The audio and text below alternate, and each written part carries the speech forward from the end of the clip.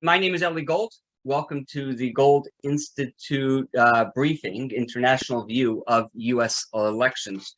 As we're attending in the upcoming to these midterm elections in the United States, these are most predominantly for this call. We're talking about Congress, both the House and the Senate. It appears as though, by most accounts, that the U.S. House of Representatives will flip and to Republican, and it is quite possible that the U.S. Senate could flip Republican as well. With us today, we have Geoffrey Van Orden. Geoffrey is a distinguished fellow at the Gold Institute and is somebody who you have met quite a number of times on our briefings. In fact, everybody here is on our briefing. So if you need their full bios, you can look at the goldiis.org, goldiis.org. But Geoffrey did represent the UK in European Parliament and has a very deep understanding of what is happening in England right now. And their perspective on the U.S. So we'll hear from Geoffrey. Following Geoffrey, we have Rob Roos, also a distinguished fellow at the Gold Institute, who is a sitting member of European Parliament representing the Netherlands. Following Rob, we will hear from Herman Tersch. Herman is also a Gold Institute distinguished fellow who represents Spain in European Parliament, and I look forward to hearing from you as well, Herman. Following Herman, we have Naro Zagros. Naro is a senior fellow at the Gold Institute and works very closely with leaders in the Kurdistan region of Iraq. So with that, let me turn the floor over to you, Geoffrey, and we'll begin with you.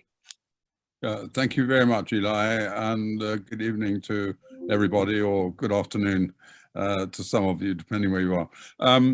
Well, I suppose the expectation here is that the Democrats will probably lose control of both houses in your November elections. But if I'm perfectly honest, there is little international attention being paid at the moment to the US midterms. In your introduction, Eli, you mentioned all these other concerns that we have: conflict in the Ukraine, rising now coronavirus, the Omicron variant, the cost of energy, cost of living, climate change still. All of these big issues are dominating our headlines. In my own country, of course, we're in the throes of a leadership election to elect a new leader of the Conservative Party, and indeed, therefore, a new Prime Minister. Boris Johnson, of course, fell from power, and I think one of the reasons, one of the important reasons for that was that this question of integrity. And I think when we look across the Atlantic to what's going on in the United States, I think many of us are very concerned by the sort of identity and culture wars which are going on, which, by the way, have been exported to our countries as well, and often quite irrelevantly, but nevertheless, it's given a lot of people a nice stick to bash our systems with. So loss of trust, I think, is very important. We want to see a United States which is strong and powerful and united, particularly in this dangerous world that we're living in at the moment. We have young people who seem to have lost a lot of faith in our democratic systems. And certainly in these times, a lack of understanding of the need, for example, for strong defense. Now, again, I think a lot of this comes from the US, and it's open to exploitation by our enemies as well. I think this is very important in this age of social media, which is a carrier of so much of this sort of rather malevolent sentiment that we're hearing is through social media. By the way, there's a very interesting series that's just finished on British television called The Undeclared War. And I imagine it'll end up on Netflix or something like that. But it's all about the manipulation of social media and cyber by Russia and the impact that might have. But it's a very well done thing, The Undeclared War. What we need is American leadership in the world, and an American example. Now, what are we going to see in these midterm elections? Are we going to see more of a divided United States? Because these divisions seem now to be very harsh divisions as well. No longer are we willing, it seems, to respect the views of people that have different views to ourselves. I'm talking about how we see the United States.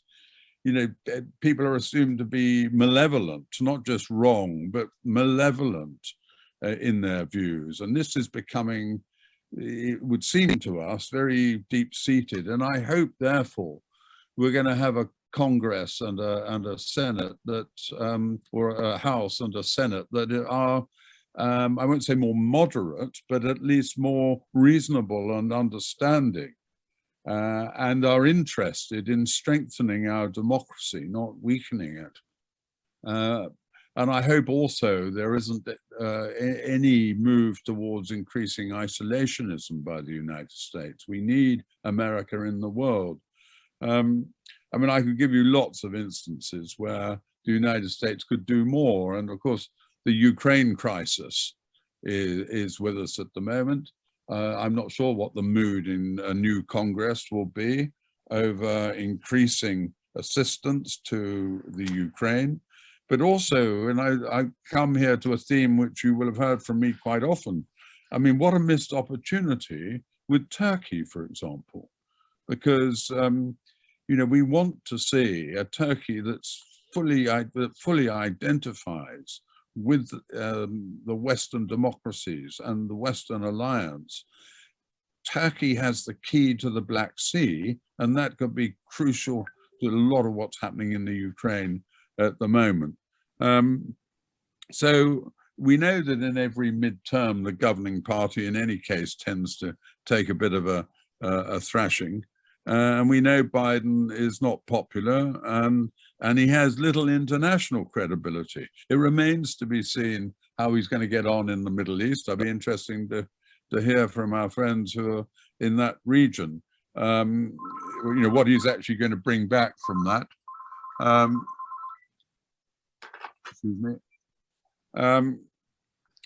So, yeah, we want a strong United States. We want it reflected in this new Congress when it's elected. But there's a lot that can happen between July now and November. So let's see. Thank you, Geoffrey. Rob, the floor is yours. Thank you very much. Well, when Biden was elected, our leaders in Europe said, America is back. Also, the mainstream media and left-wing politics in Europe were very, very enthusiastic. President Trump was the bad guy, and he was defeated. European leaders embraced the green and LGBTQI plus policy of the Democrats. But now we have all seen what a mess is created in the meantime, from energy shortages to high inflation, illegal immigration going up, and even upcoming food crisis. After the disaster in Afghanistan, everyone lost his faith in President Joe Biden. Also here in Europe, that was really something. The midterms will have a big impact on the future trajectory of the U.S. If Republicans take back the House and the Senate, and they absolutely should, Joe Biden will be a lame duck president. I can already hear Donald Trump call him lame duck Joe. Over the past couple of years, we have seen skyrocketing inflation domestically, which we can call the Biden inflation, and staggering loss of American power internationally. Had Putin dared to invade Ukraine and conquer Kiev under Trump? I don't think so. But leaders outside the West don't respect Biden. They view him as weak, and his policy puts America and Americans last. Americans are done with this, and we see this also. We see this in Europe. Today we saw another example: hundreds and hundreds of migrants crossing the Rio Grande into the United States. Biden and Harris do nothing about it. America powerlessness captured on one video. If Republicans want to win this election, they need to come up with a truly conservative agenda. I think on issues like the cost of living, immigration, energy, and security. No business as usual, but clear, tangible policy alternatives to the current Democrat policies. And while Europe and the EU fulfill me with a great sense of pessimism, I'm much more optimistic when looking at the United States. The American people still value their freedom. The big discontent with Biden policy showed it. I have great hopes for Republicans to take back the House and the Senate. It will also be good for Europe, good for geopolitical stability, because our biggest ally at the other side of the ocean can stop the woke policy. It's discriminating, it paralyzes our societies, and we need a strong leadership from the United States. And also, if I look at, I'm specialized in the European Parliament in energy.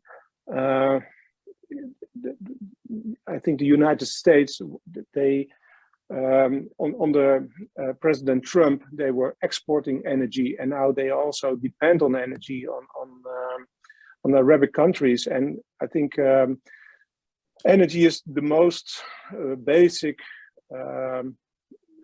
thing that we need for our economy and for the way of living. And if we can bring back energy independence, especially for the United States, but if we need it also, maybe the United States can help us, then we will, because we have a real problem with Putin. Europe made itself really dependent on the energy of Russia. President Trump warned us many times. The gas pipeline from Russia, Nord Stream 2, to stop this. But Germany, they were not able to listen to it, and that's why we now have many problems. First, we start with the energy crisis. It will go on with the food crisis, and we need the strong leadership of the United States to bring things back. So I really hope, that's my opinion as a conservative, that the House and the Senate will flip, and that we can have a real to solve the real problems of the people. And the real problem of the people is not LGBTQI. It's also not the climate problem. Of course, we have to take care of the planet, but first of all, we need to help our people to have payable energy, reliable energy, and also access to food. Thank you very much. Thank you, Rob. Let's move from the Netherlands to Spain. Herman. Yes, hello to everybody. Good morning there in America.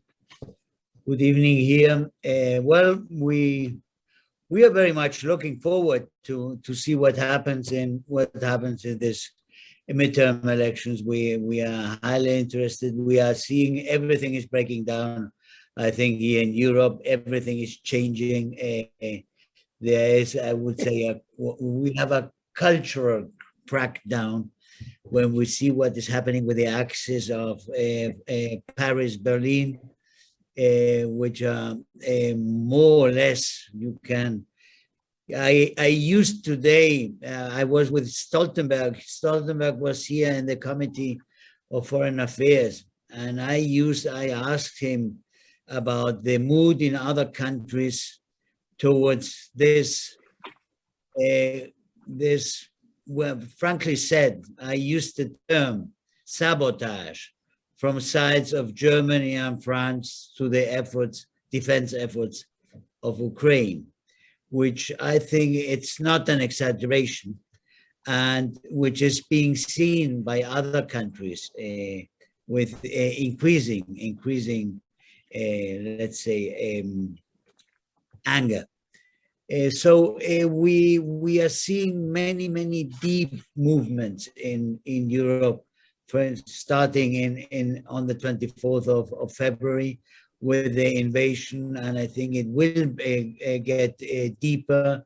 This example of the Ukrainian nation doing this war effort and resisting in the first weeks has impressed so deeply that the reward for the nations who have been defending sovereignty and integrity in Europe has risen. For example, for Poland, and the damage, the enormous, I would say, the enormous reputational damage for Germany and France doesn't cease to increase. I mean, it's growing by the day, and I think it will be soon a real problem for them. Having said that, with this, I think growing prestige of the defense of the nation and defense of the territorial integrity of Ukraine, which goes in some way, it makes an effect on the spirit of other countries. We have seen that with the incorporation of Sweden and Finland to NATO, this rapid integration, which is not concluded, but we are seeing that more or less as very difficult to block now by Turkey. I think we are going to have a very soon, with a deep crisis, economic crisis, not only inflation, but an energetic crisis of unknown dimensions that we will face in October, November, and December. We will see what happens here. So we are very keen of having in the midterm, that's my personal opinion, of course, to have a very solid move in the elections in the United States, and we hope that they take both houses, but we hope they take them also, that the candidates respond also, that the candidates of the Republican Party, which will be elected, respond then to this profile that we need for an active Western, let's say, spiritual or cultural revolt that we need. We need to get all our societies, which have been more or less sleeping or playing in the last decades, to bring them to this awareness of the situation, of this new situation, and to look for a response, serious response for everything, all these challenges that we will come all together, and we can go over the maps. We don't stop of seeing problems, difficulties, and extraordinary moves. And now that we have to face many of them in security-wise, and others economically, and others both. So it's going to be an enormously interesting times. And as I say, the elections in the United States will bring, I hope, soon a change also of policy in the States and in Europe. And I think sooner or later we will have to deal with what is happening in Germany and in France, and they will have to deal as well with the situation and with the way they are going to see the credibility problem that is growing for them by the day. So I think we are in front of really tectonic moves that will come in the next months. We're going to move to Naro Zagros in Kurdistan. Naro, the floor is yours. Thanks, Eddie, and hi, everyone. I think it's good to start with Biden's trip, which just arrived in Israel a few hours ago. And it's an interesting trip at a time when the Middle East is falling from everywhere, economically, socially, politically, and also ISIS are becoming stronger in the Middle East. Iran, we don't know anything about the plan with Iran, the European and American plans with Iranians. Biden's talk was, in his article in the Washington Post, was focused on two main issues mainly, one of which was he is visiting the Middle East after 18 months, and the Middle East is still the priority of for American leadership. The second point was he was arguing in his article, he was saying that in the past 18 months, America is back stronger in the Middle East, whereas before with Trump, America lost credibility in the Middle East. So people didn't buy that argument here in the Middle East, just like Europeans, just like probably everywhere. American friends in the Middle East, they are not interested in party politics, what's happening in Congress, who is gaining the lower house or the upper house. What they want, just like what Geoffrey said, a strong American leadership. Because at the moment, with the war with Ukraine and Russia, the Middle East is divided along these two lines, where you are either supporting Russians or you are supporting European American coalitions or the NATO. So the other pressing issue that is coming up and again is the nuclear deal with Iran, whether this is happening or not. And I think this state of limbo, which is created in the past 2-3 years, we need to resolve that. And with strong American leadership, this can be stopped. Iran is a threat, it's a global threat, but more so it's a local threat to the countries that are surrounded here in the Middle East, and the countries who are surrounded Iran. Iranians are bombarding directly from their territories to foreign territories like Iraq, like other places, which is a huge threat. What is strange that Biden, he didn't mention that in his article. Instead, he said Iran is more cooperative now than ever, which I don't think is true.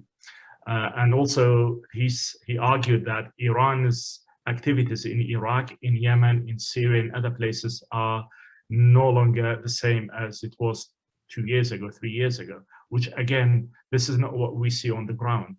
But I think he will face difficulties leading leaders of Middle Eastern countries in Saudi Arabia in 2 days' time.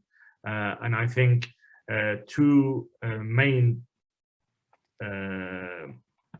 issues that will be on Middle Eastern leaders' agendas with Biden. One is Iran, the other one is American leadership in the region, which is, in the past 18 months since Biden took office, the Middle East wasn't the priority for Americans. But now, if Americans want to leave, then the power will be, they will create a power vacuum, and this vacuum will be filled by Russians and Chinese. And this is a worry for us, for American friends in the Middle East. So that's why we want some guarantees from Biden. And I hope, this trip, regardless whether it has any impact on midterm elections in November, which I don't think it will have a huge impact. But I hope, he will resolve some of outstanding issues regarding Iran, regarding terrorism, regarding American support, and guarantee that America will stay here and support its friends in the region. Otherwise, we will see the rise of ISIS again, and Iran will become more powerful. Then God knows what will happen after that. So I'll leave it to, I'll leave it here. So maybe later on, if you have questions, I can come back to. Well, Nara, I'm gonna give this question to you, but then anybody can answer it. Geoffrey, Rob, Herman. The question is, if we have if the U.S. sees a shift in Congress, by looking throughout history, Republicans tended to be more focused on defense and foreign affairs than Democrats. Democrats have tended to focus more here at home on a variety of issues. Is that enough to make Erbil feel a little bit more comfortable, or is it going to be something that is a bit of a proof in the pudding? After President Biden won the election, there was a cautious optimism in Kurdistan, which obviously it appears, based on your comments, that dissipated quite quickly. The question is, will these midterm elections, assuming both houses flip, will that have an impact one way or the other in Kurdish sentiment towards U.S. leadership? My personal view, yes. But the general mood is that no. What we need a united America, not a divided America between the White House and Congress. And that's the general mood, I think. And I think it's what's most of the leaders in the Middle East, not just Kurdistan region, but the leaders in the Middle East will hope to see. But I think it's a real fact that the House will fall back into Republicans. The Republicans will have majority probably in both chambers, if not just one. But during Obama, when he decided to leave Iraq, for example, he created this power vacuum where ISIS was created, and ISIS has been the biggest threat to our existence ever. And it was a shock to the whole world. And it was all to do with Americans' indecisiveness about dealing with the Middle East during Obama. And then Trump came. There was a sense of hope that he will revoke all these bad decisions that was created by the Democrats in the past regarding the Middle East. But we only saw a little bit of change, only regarding Israel-Arab relations when the Abraham Accord was signed by a few countries. So other than that, we didn't see any tangible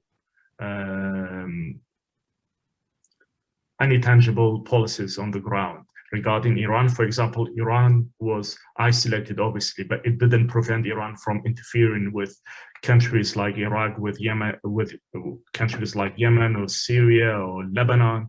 Threat to Israel, it all magnified, if you like. And Iranians were more active in proxy war in the Middle East during Trump. So he didn't stop Iranians from that. And Biden came, then we thought, since he knew the Middle East better than any American politicians.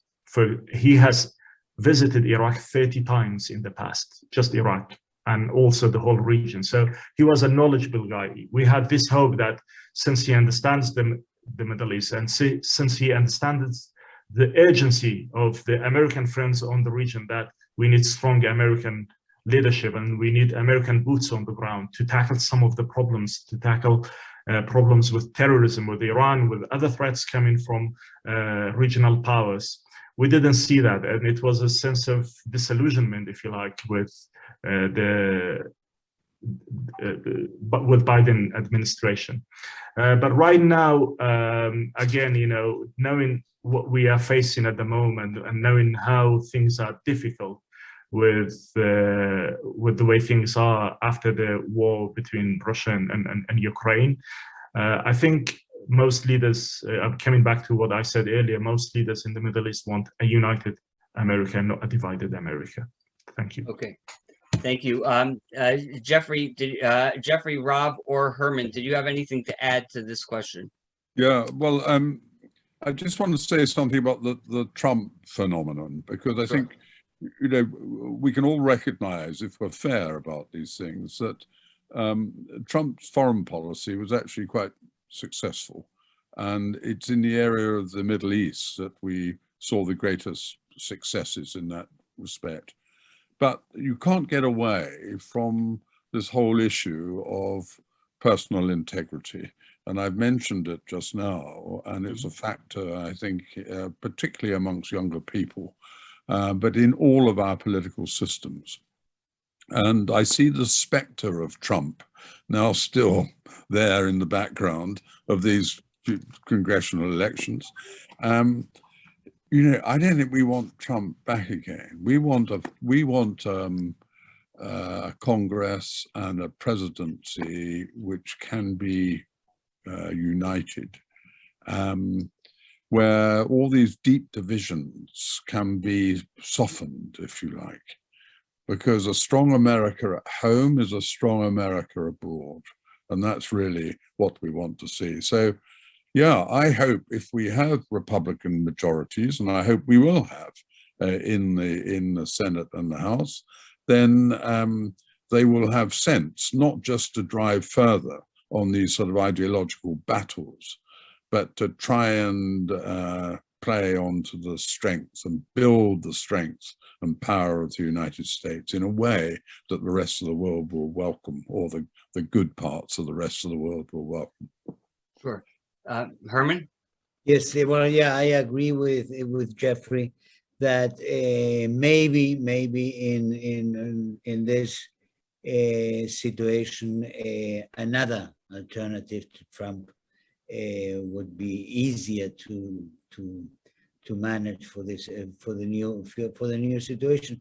Although I must say, if we speak about personal integrity, we have Biden as a clear example of really what is I would say the counter example, no, of which is where the integrity is absolutely nil, because it's nil in personal integrity and it's nil in political integrity.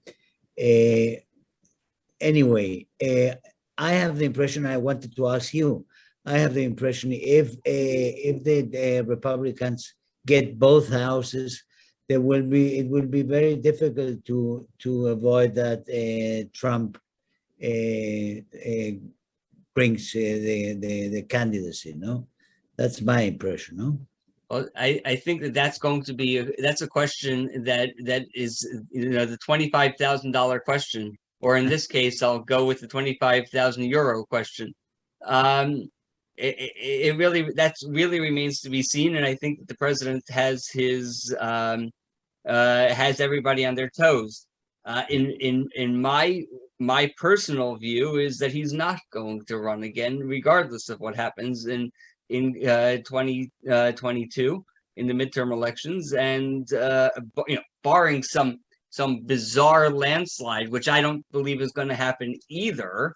I just don't think that he's going to run. Other people, possibly smarter than I, have told me that he's definitely going to run. So we really have that, but I just don't see I think that there are many other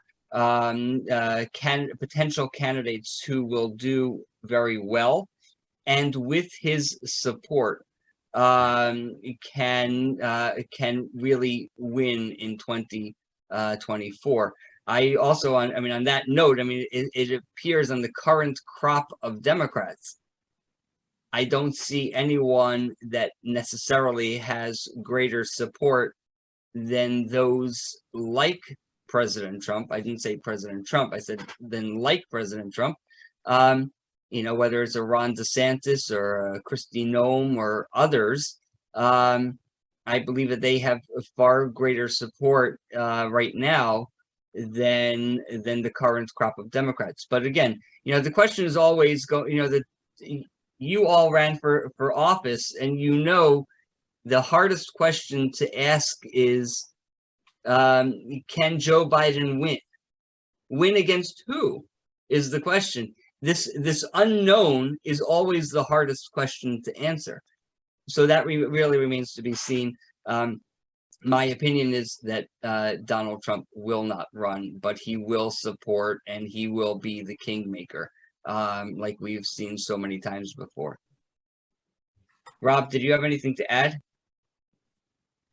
Otherwise, we'll move on. Yeah, very short. I think what's important that the United States has not only become clear from a military perspective, but also from an economic perspective. What we see now is that the economy is suffering. I think the Republicans are much better in recovering the economy than the Democratic Party. So in that perspective, I think it's very important that the United States will be dominant especially against China in a military way, but also in an economic way, and also in a technological way. So that's that. But for the rest, I agree with Geoffrey and the other speakers. Thank you. Okay, thank you. So we have a question from Neil McCabe. Neil, please unmute yourself, and I will. Okay. Hey, this is great, guys. Geoffrey, I'm not aware of any actual integrity issues dealing with President Trump. I know many are alleged and many are imagined, but it seems like every time the investigation is done, it turns out that he's not what he is described to be. But I did want to ask you, the British press has picked up a lot more than I was following, the sort of almost an animosity between President Biden and Boris Johnson, to the extent that Biden didn't mention Johnson's name upon his resignation, and the British press seems to think that Johnson is getting snubbed all the time, which isn't how it's presented here in the U.S. And I was just sort of wondering, where do you see this going, this dynamic going? Did he have an animosity towards Boris Johnson that can maybe be rebooted, or does Biden just have a problem with England? If I may answer that, I think there are probably two things here. One is that Biden's a great enthusiast for the European Union. And of course, Boris Johnson took Britain out of the European Union. So I think that's one thing. Also, Biden has a sort of fantasy idea, shared unfortunately by many Americans, about Ireland. And, you've got this whole Northern Ireland question and all of that, and it's wrapped up with this sentiment about the European Union. So, and also, of course, they're very different personalities. Well, there's nothing to say different personalities can't get on well together. But I mean, if you think that,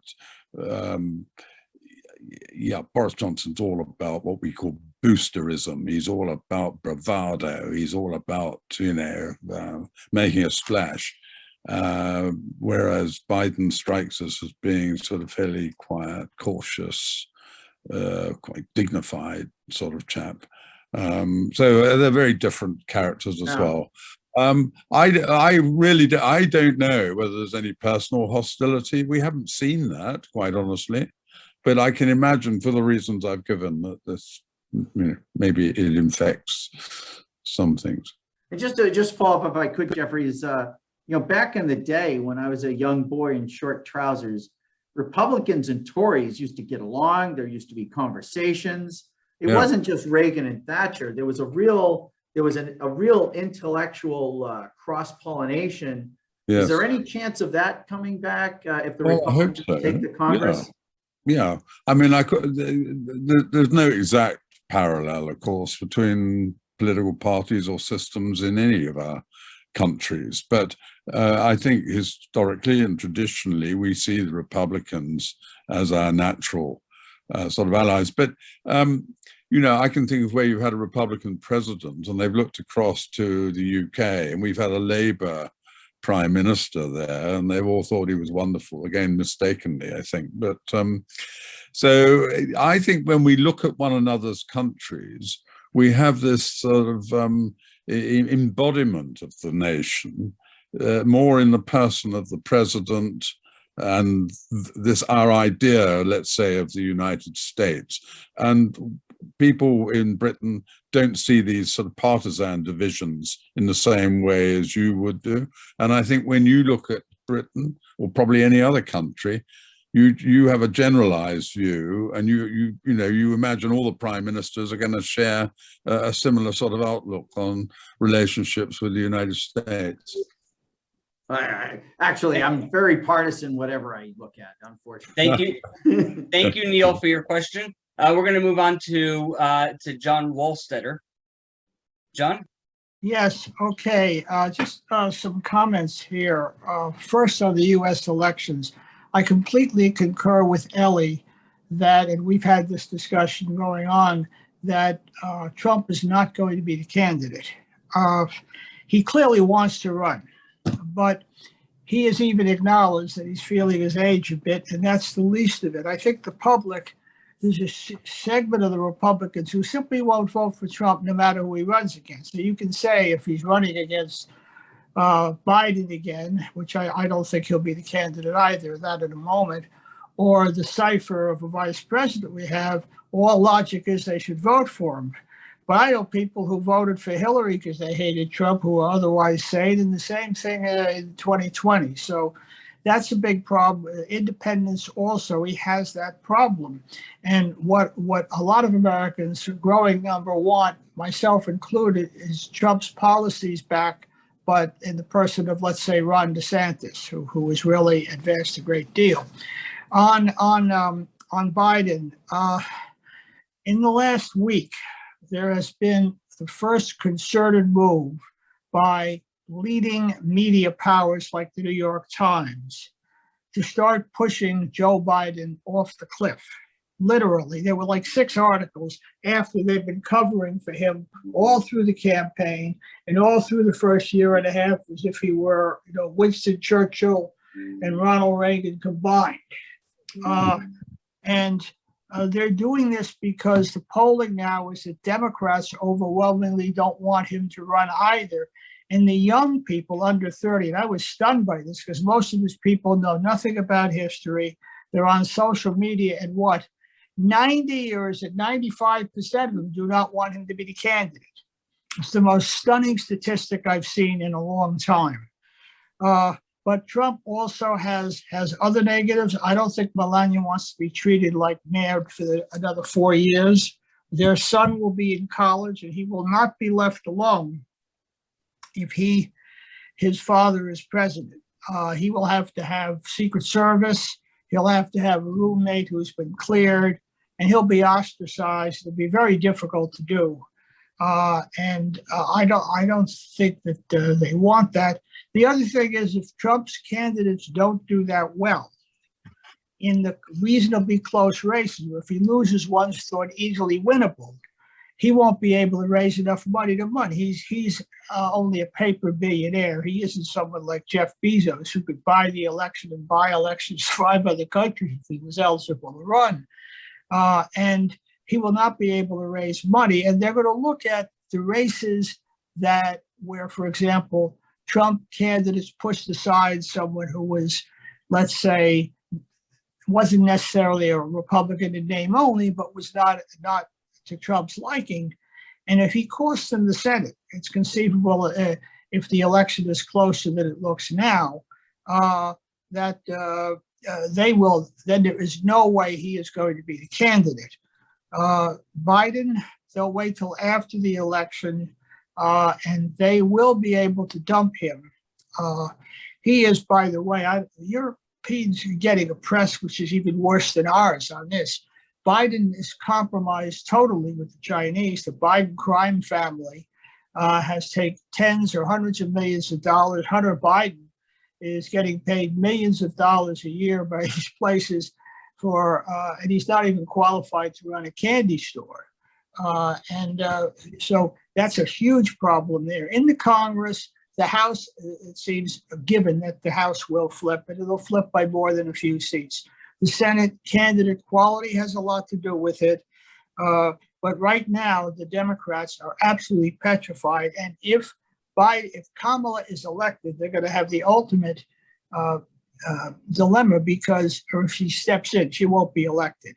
But if Biden is pushed out or if he goes to his reward non-consensually, she's a Black female, and she has very positive support.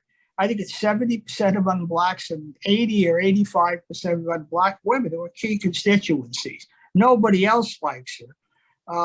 Her numbers are in the 20s. And so it's a huge dilemma. So that's— Thank you, John. That was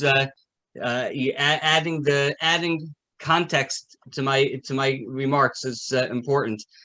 We have one more question, then I'm going to close it out. And we have Paul Davis. Paul, let's just find you here. And but Paul, please go ahead. Okay, thank you, Ellen. The question is for everybody, but I think Geoffrey might be a little bit closer to being able to answer it.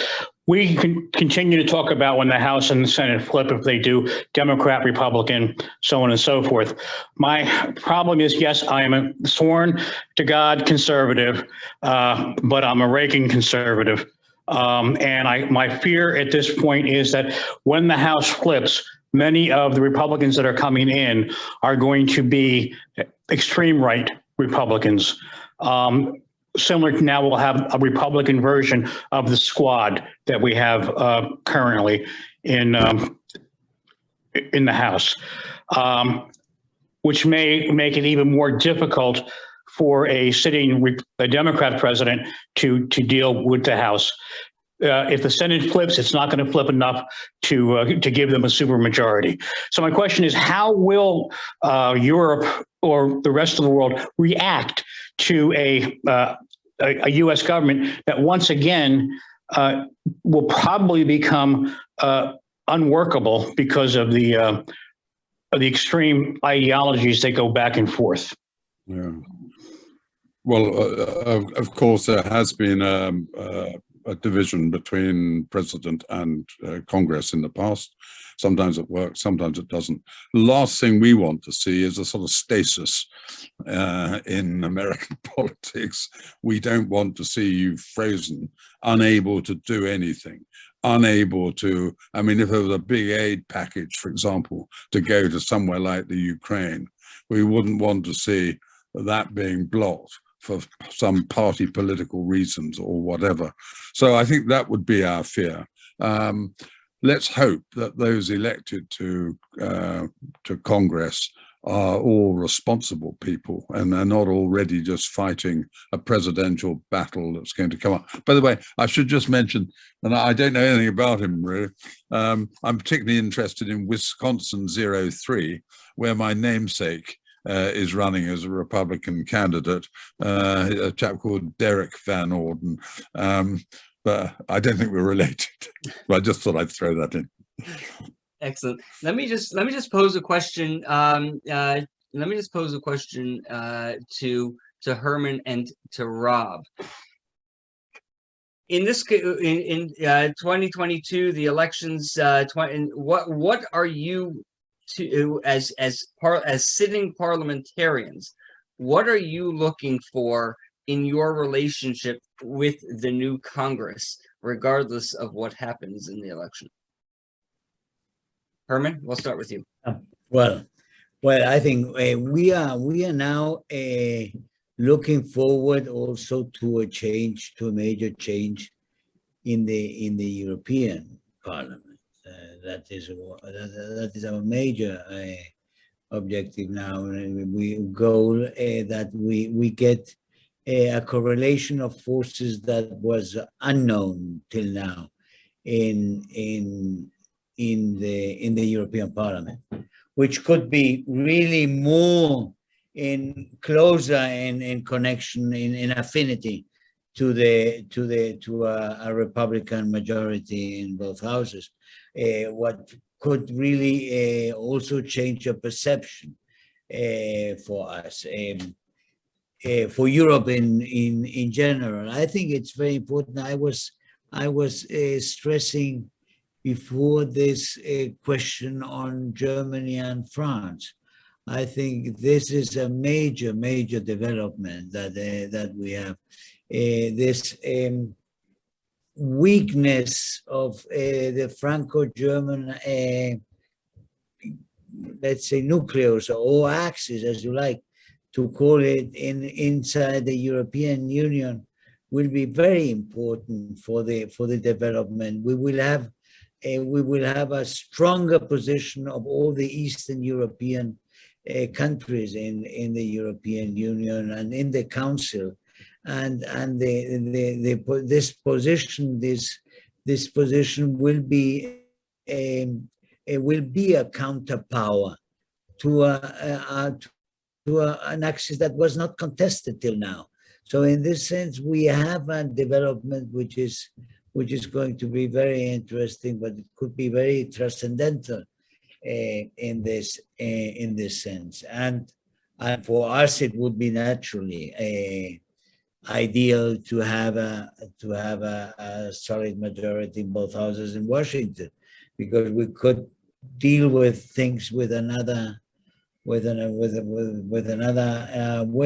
I think the last 2 years of Biden, I don't expect Biden to go on. No, I mean, well, they are speculating that he could present himself. But anyway, the last 2 years of Biden will be 2 years of major turmoil in the whole Western world and beyond. So we will have the very dangerous challenges.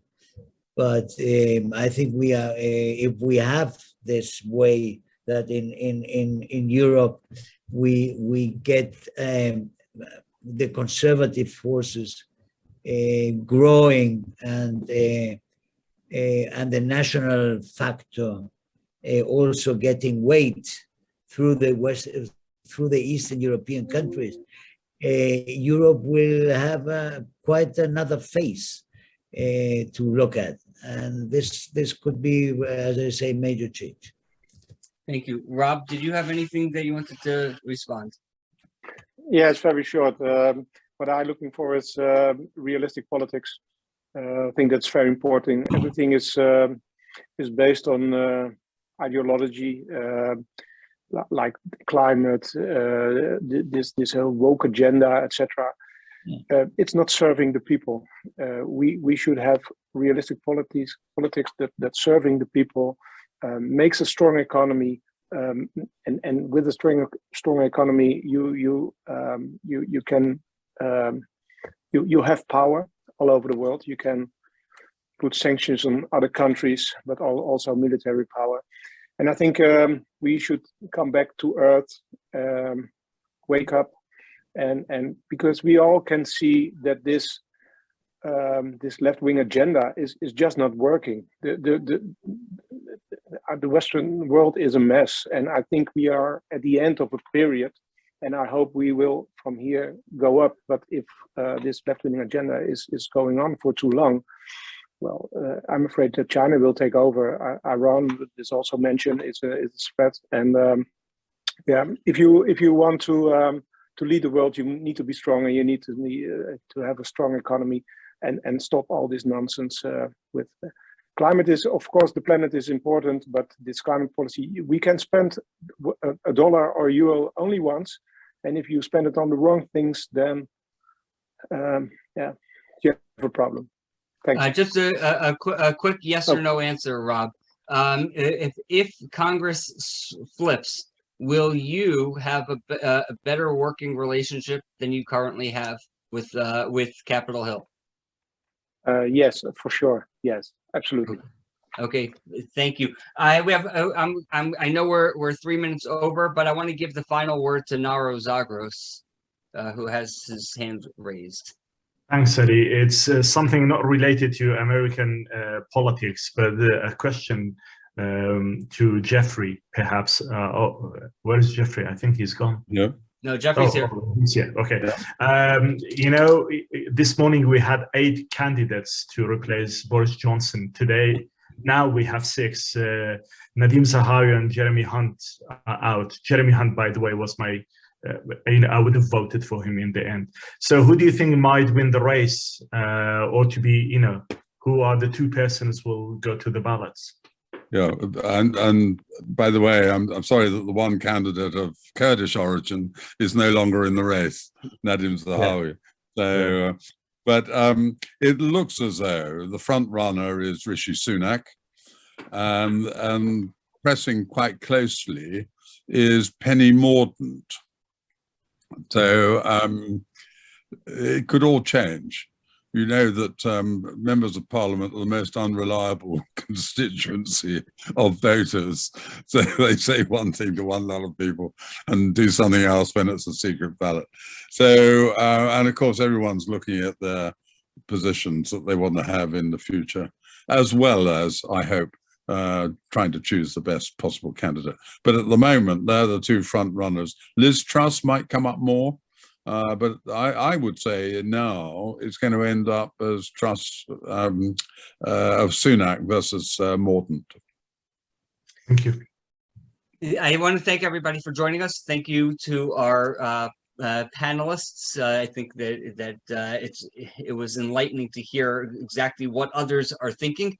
While we may think we know what you're thinking, it's always good to hear it from you personally as opposed to speculating. So that was always important, and I hope that our guests here found it as interesting as I did. I definitely want to encourage everybody to visit goldiis.org. goldiis.org. You'll see more videos and articles and things that people have written.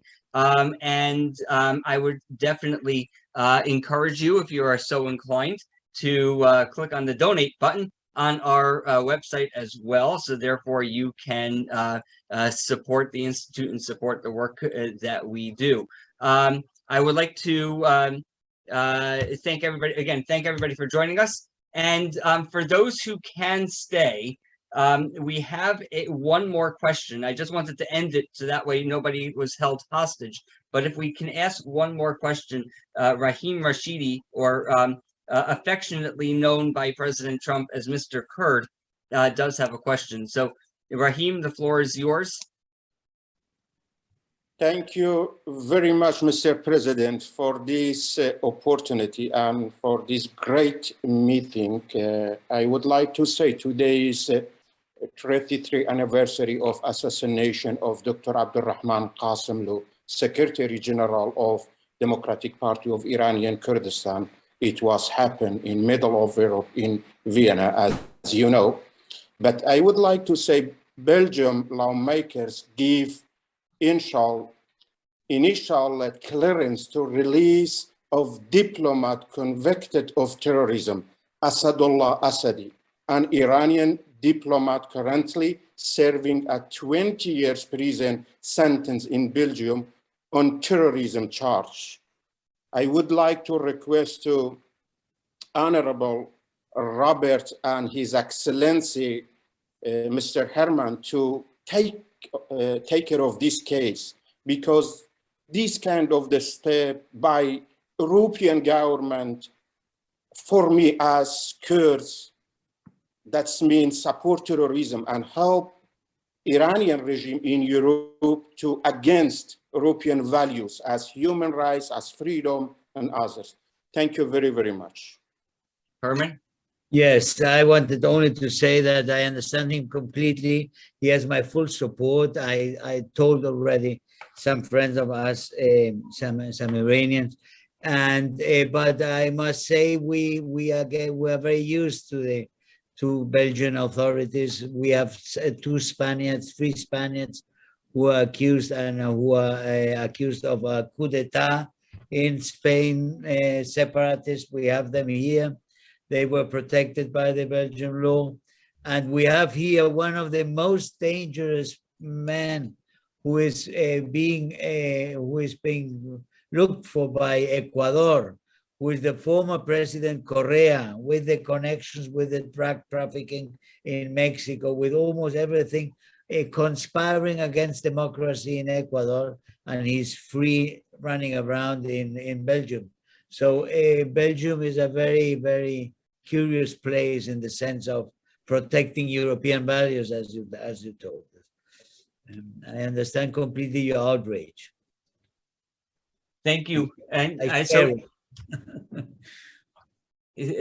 thank you, Herman. Thank you, Geoffrey, Robert, Rob, and Naro. Thank you for joining us today. This has been an excellent discussion, and I look forward to seeing you again soon.